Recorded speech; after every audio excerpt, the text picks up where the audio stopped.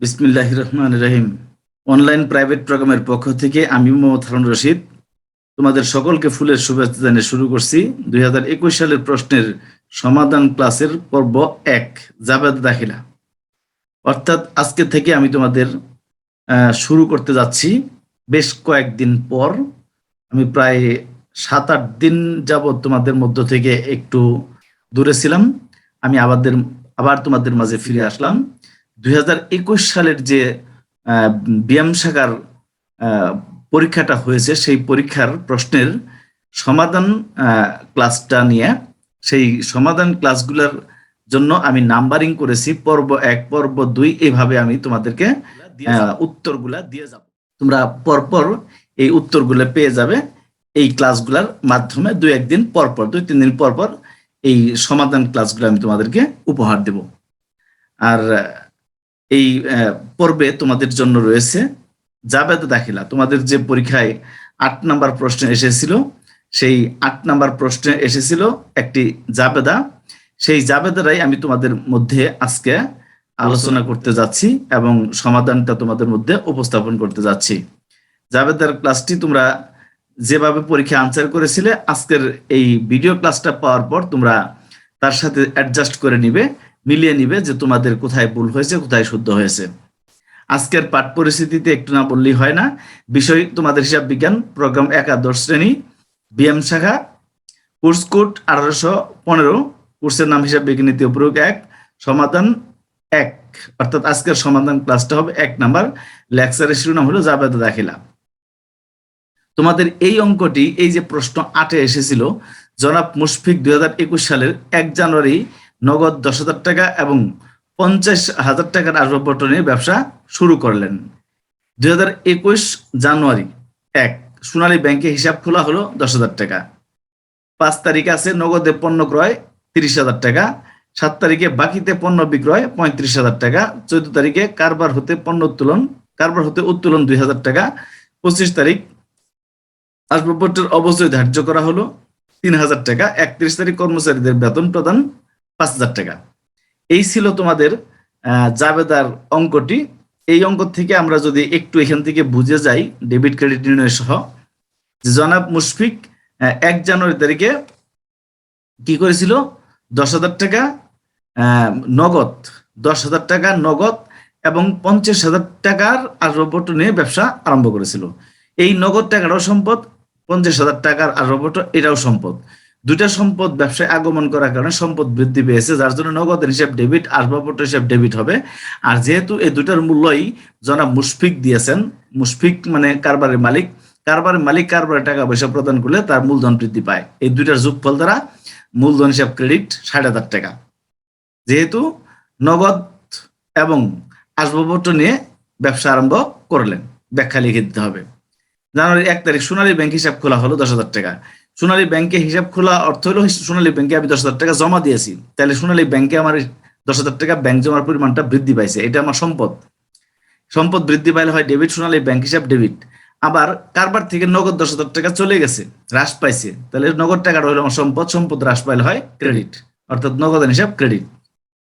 5 তারিখে আছে নগদে পণ্য ক্রয় 30,000 টাকা, তাহলে পণ্য ক্রয় হলো আমার খরচ। খরচ যতই করবা ততই খরচ তোমাদের বৃদ্ধি পাইতে থাকবে। খরচ সাধারণত কমে না, খরচ বৃদ্ধি পায়। খরচ বৃদ্ধি পাইলে হয় ডেবিট, অর্থাৎ ক্রয় হিসাব ডেবিট। আর নগদে কিনেছি বিধায় নগদ টাকা আমার সম্পদ চলে গেছে, সম্পদ হ্রাস পাইছে, সম্পদ হ্রাস পাইলে হয় ক্রেডিট, অর্থাৎ নগদ হিসাব ক্রেডিট হবে।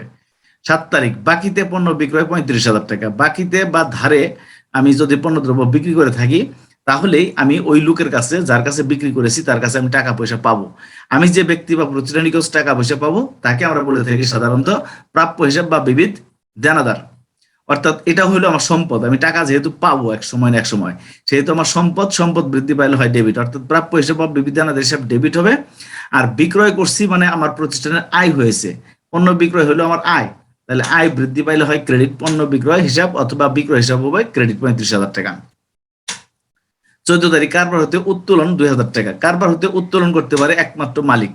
মালিক কারবার টাকা দিলে নগদ সম্পত্তি বৃদ্ধি পায় আর মূলধন বৃদ্ধি পায়। এবার কারবার থেকে টাকা যদি কখনো উত্তোলন করে নেয়, তাহলে উত্তোলন হলো খরচ, মালিকের ব্যক্তিগত খরচ। উত্তোলন বৃদ্ধি পায়, উত্তোলন বৃদ্ধি পাইলে হয় ডেবিট। তোমাদের সূত্র আমি আগেই দিয়েছিলাম, উত্তোলন বৃদ্ধি পাইলে ডেবিট, তাহলে উত্তোলন হিসাব ডেবিট।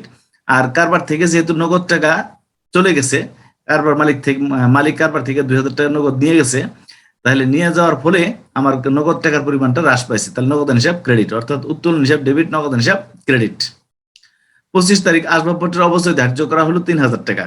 অবচয় হলো আমার খরচ, অবচয় খরচ, খরচ হলে খরচ বৃদ্ধি পায়, খরচ বৃদ্ধি পাইলে হয় ডেবিট, অবচয় খরচ ডেবিট। আর আমেরিকান পদ্ধতিতে অবচয় সঞ্চিত হিসাবকে ক্রেডিট করতে হয়, তবে দুটার পাশেই উক্ত সম্পত্তির নাম ড্যাশ দিয়ে লিখে দিতে হয়, অর্থাৎ অবচয় খরচ ড্যাশ আসবাবপত্র, অবচয় সঞ্চিতি ড্যাশ আসবাবপত্র লিখলেই এই জাবেদাটা হয়ে যাবে। অর্থাৎ আমেরিকান পদ্ধতিতে প্রতিটা সম্পত্তির, স্থায়ী সম্পত্তির উপর যখন অবচয় ধার্য করা হয়, সেই অবচয়ের জাবেদা একটাই হয় অলওয়েজ, অবচয় খরচ ডেবিট, অবচয় সঞ্চিতি ক্রেডিট। শুধু পার্থক্য ড্যাশ দিয়ে উক্ত সম্পত্তির নামটা লিখে দিতে হয়। যেমন এখানে সম্পত্তির নাম উল্লেখ আছে আসবাবপত্র, তাহলে আমরা ড্যাশ দিয়ে লিখবো আসবাবপত্র, আসবাবপত্র। যদি দালান গোড়া হইতো তাহলে দালান গোড়া, দালান গোড়া। কলকবজা হলে কলকবজা, কলকবজা। সরঞ্জাম যদি হইতো তাহলে সরঞ্জাম, সরঞ্জাম। এবার 31 তারিখ কর্মচারীদের বেতন প্রদান 5000 টাকা। বেতন প্রদান হলে আমার খরচ, খরচ বৃদ্ধি পাইছে, খরচ বৃদ্ধি পাইলে হয় ডেবিট, অর্থাৎ বেতন খরচ ডেবিট। আর এই খরচের টাকা যেহেতু প্রদান করেছি 5000 টাকা, তার মানে আমার ক্যাশ বাক্স থেকে নগদ 5000 টাকা হ্রাস পাইছে। নগদ টাকাটা হলো আমার সম্পদ, সম্পত্তি হ্রাস পাইলে হয় ক্রেডিট, অর্থাৎ বেতন খরচ ডেবিট, নগদ হিসাব ক্রেডিট। এ ছিল ডাক। করণীয়তে বলা হয়েছিল জনাব মুশফিকের হিসাব বইতে লেনদেনগুলো জাবেদ দাখিলা দেখাও। এবার আমরা এই মুশফিকের সাধারণ জাবেদ দাখিলাটা তৈরি করব। 2021 জানুয়ারি 1। ওই যে আমি আগে ব্যাখ্যা বিশ্লেষণ সবগুলোর করেছি, এবার তোমরা জাস্ট সমাধানটা দেখে নিবে। নগদ হিসাব ডেবিট 10,000 টাকা, আসবাবপত্র হিসাব ডেবিট 10,000 টাকা, মূলধন হিসাব ক্রেডিট, এই দুটার যোগফল 60,000 টাকা। যেহেতু নগদ অর্থ ও আসবাবপত্র মূলধন স্বরূপ এনে বা মূলধন স্বরূপ নিয়ে ব্যবসা শুরু করলেন, ব্যাখ্যা লিখে দিবা। নেক্সট জানুয়ারি 1 আরেকটা আছে, সোনালী ব্যাংক হিসাব খোলা হয়েছিল। সোনালী ব্যাংক হিসাব ডেবিট, নগদ হিসাব ক্রেডিট 10,000 টাকা, 10,000 টাকা। যেহেতু সোনালী ব্যাংকে হিসাব খোলা হলো। জানুয়ারি 5 নগদে ক্রয় করেছিল, ওটার ব্যাখ্যা বিশ্লেষণ তোমাদেরকে আমি পূর্বেই করেছি। এবার জাস্ট জাবেদা খালি দেখাচ্ছি, দেখো ক্রয় হিসাব ডেবিট, নগদ হিসাব ক্রেডিট 30,000 টাকা, 30,000 টাকা। যেহেতু নগদে পণ্য ক্রয় করা হলো। জানুয়ারি 7 তারিখে ধারে মাল বিক্রয় করেছিলাম 35,000 টাকা। প্রাপ্য হিসাব বা বিবিধ দানাদার হিসাব ডেবিট, বিক্রয় হিসাব ক্রেডিট। যেহেতু বাকিতে পণ্য বিক্রয় করা হলো 30,000 টাকা। নেক্সট কোশ্চেন আছে আমার, জানুয়ারি 14 উত্তোলন করেছে মালিক, তাহলে উত্তোলন হিসাব ডেবিট 2,000 টাকা, নগদ হিসাব ক্রেডিট 2,000 টাকা। যেহেতু কারবারতে উত্তোলন করা হলো, ব্যাখ্যা। জানুয়ারি 25 অবচয় খরচ এর কথা একটু আগে বলেছি, অবচয় খরচ হিসাব ডেবিট, ড্যাশ দিয়ে লিখছি আসবাবপত্র, অবচয় সঞ্চিতি ড্যাশ আসবাবপত্র। এই আসবাবপত্রের জায়গায় আমাদের কি করতে পারতে হবে, যে সম্পত্তির অবচয় ধার্য করা হবে সেই সম্পত্তির নামটা আমরা লিখে দেব। এখন এই অঙ্কে ছিল আসবাবপত্র, আমরা ড্যাশ দিয়ে আসবাবপত্র লিখেছি। যদি লেখা থাকে এই অঙ্কের মধ্যে লেখা থাকতো যন্ত্রপাতি, তাহলে আমরা ড্যাশ দিয়ে যন্ত্রপাতি লিখে দিতাম এই জায়গায়, যেহেতু আসবাবপত্র অবচয় ধার্য করা হলো। লাস্ট 31 তারিখ ছিল বেতন হিসাব, বেতন প্রদান করছে 5,000 টাকা কর্মচারীদের, তাহলে বেতন খরচ হিসাব ডেবিট, নগদ হিসাব ক্রেডিট। যেহেতু কর্মচারীদের বেতন প্রদান করা হলো, তাহলে আমরা 5,000 টাকা, 5,000 টাকা, অর্থাৎ আমরা জানি সম পরিমাণ টাকা ডেবিট এবং ক্রেডিট হয়। উত্তোলন করেছিল 2,000 টাকা, এই জন্য 2,000 টাকা করে ডেবিট করেছি। অবশ্যই খরচ হয়েছে 3,000 টাকা, তাহলে অবশ্যই খরচ হিসেবে আমরা ডেবিট এবং ক্রেডিট করেছি 3,000 টাকা। তাহলে পূর্ণাঙ্গ জাবেদাটির সমাধান তোমাদের সামনে উপস্থাপন করা হলো।